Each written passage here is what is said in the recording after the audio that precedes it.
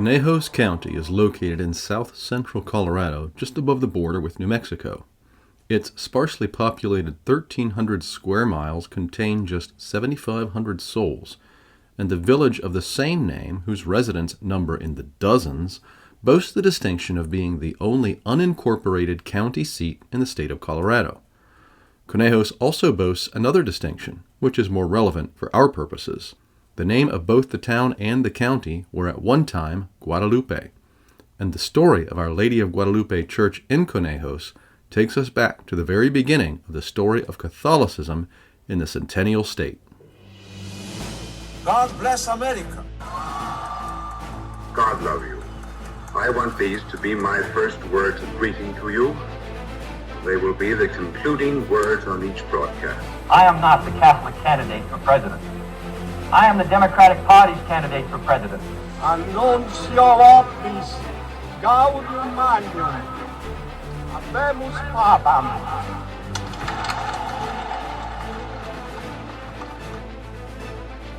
You've embarked on a Catholic history trek.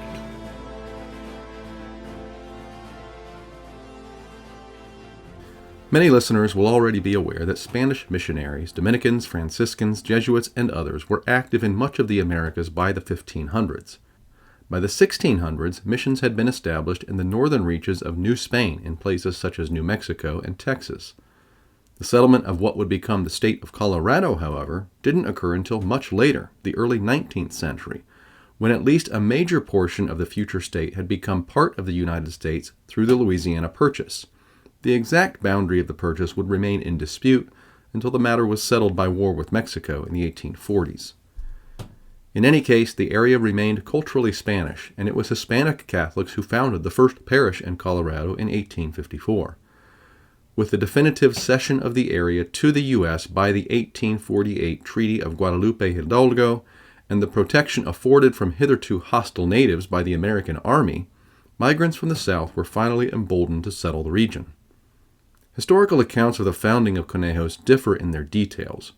According to one, a group of around 80 families from New Mexico, led by Jose Maria Jaquez, arrived in the Conejos locale in 1854 and remained there. Another has the group being driven off by hostile natives, but returning the following year.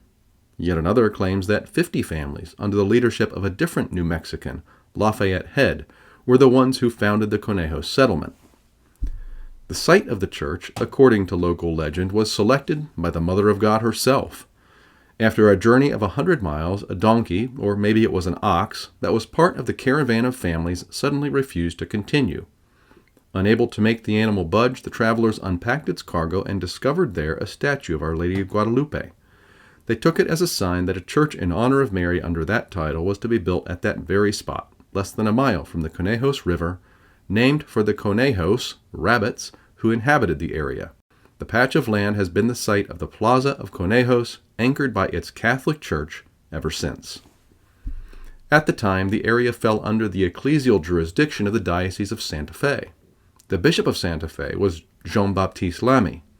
Lamy had arrived in Ohio in 1839, responding to the Cincinnati Diocese's urgent call for priests. With the Southwestern Territory's separation from Mexico following the Mexican War, new diocesan regions were required, and Lamy was appointed to the new Vicariate Apostolic of New Mexico in 1850. Lamy's history-making 35-year tenure in Santa Fe made him something of a legend in the American Southwest. Pulitzer Prize-winning novelist Willa Cather fictionalized his life in her 1927 Death Comes for the Archbishop, and the distinguished Catholic writer Paul Horgan won the Pulitzer Prize for history for his 1975 biography, Lamy of Santa Fe. In 1857, Bishop Lamy established the Conejos community as the first Catholic parish in what would become the state of Colorado, with Father N.S. Montaño as the first pastor. The parish initially covered a large portion of the San Luis Valley, which is in turn a large chunk of southern Colorado. Father Joseph Matchbuff, a French priest who had come to the Diocese of Cincinnati in 1841 to join his friend, Jean-Baptiste Lamy, moved west in 1851 to rejoin his friend, now a bishop. It was Father Matchbuff who organized the building of a church at Conejos. The church was dedicated by Bishop Lamy on the feast of Our Lady of Guadalupe, December 12, 1863. By that time, the Pikes Peak gold rush of the late 1850s had brought tens of thousands of prospectors and their hangers-on into Colorado Territory, creating the city of Denver, which became the territorial capital and then the capital of the new state when it was admitted to the Union in 1876. Meanwhile, in 1868, the parish of Guadalupe was placed under the authority of its church builder and Lamy's former lieutenant, Joseph Matchbuff, as part of the new Vicariate Apostolic of Colorado and Utah. Matchbuff would become the first bishop of the Diocese of Denver when it was created in 1887. From 1871 to 1920, Jesuit priests staffed the Guadalupe parish. Since 1920, the Theatines have had charge of the church. We've got episodes on both the Jesuits and the Theatines, numbers 19 and 35. Historian Gerald McKevitt provides a description of the feast day of Our Lady of Guadalupe in Conejos, based on the details recorded by a Jesuit stationed there in 1872. The procession that filed through town included 200 men on horseback, a territorial senator carrying the flag, and riders armed with pistols from which time to time 6 successive shots were fired. Next came children carrying colored flags, a processional cross, men, women, a gorgeously vested priest, and finally the statue of Our Lady, surrounded by a throng of people who discharged fireworks.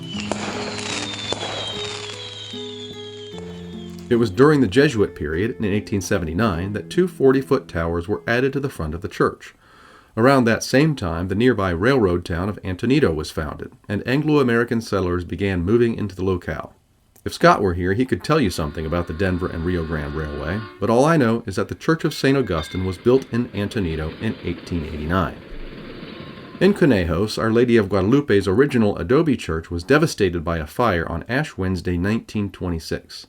The church was rebuilt in a Spanish colonial revival style, incorporating the surviving adobe towers into its facade. A stained glass transom at the entrance marks the renovation with its inscription, Nuestra Señora de Guadalupe, 1926. A new altar was installed in 1934. It was designed and crafted by the parish's own Spain-born Theatine priest, Nicolas Femenia, along with local artisans Benjamin Chavez and Epifanio Trujillo. A 1948 renovation expanded the nave portion, removed the old adobe towers, which were deemed to be failing, and built a new gray and orange brick facade featuring 2 56-foot towers topped by aluminum domes, which is what you'll see today if you visit Our Lady of Guadalupe. The church was threatened by fire again in 2016, but this time the result was not catastrophic. In fact, the smoke damage left behind added to the aura of the miraculous that surrounds the church's history. A dark stain caused by the smoke forms what appears to be a crown above Mary's head in the painting of Our Lady of Guadalupe that stands above the main altar. So the 1920s church continues to serve the parish of Our Lady of Guadalupe, now part of the Diocese of Pueblo, established in 1941 and covering the southern half of Colorado. Lest there be any doubt about the predominantly Hispanic flavor of both the history and contemporary culture of the area, here's a list of the mission churches that are today part of Our Lady of Guadalupe Parish. In addition to St. Augustine in Antonito, there is La Sagrada Familia, San Miguel Arcangel, San Rafael, San Antonio de Padua, San Juan Nepomuceno, and a mouthful in any language, Morado de Nuestra Padre Jesus de Nazaret de los Hermanos Penitentes.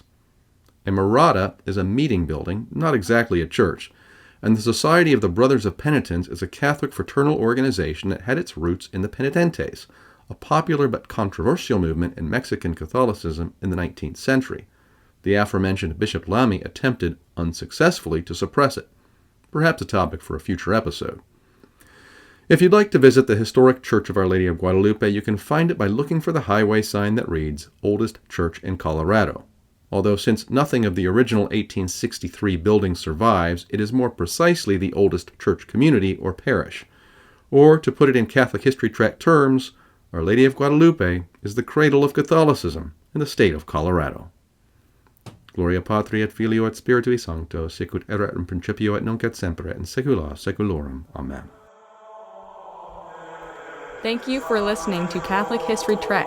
You can reach us at catholichistorytrek@gmail.com.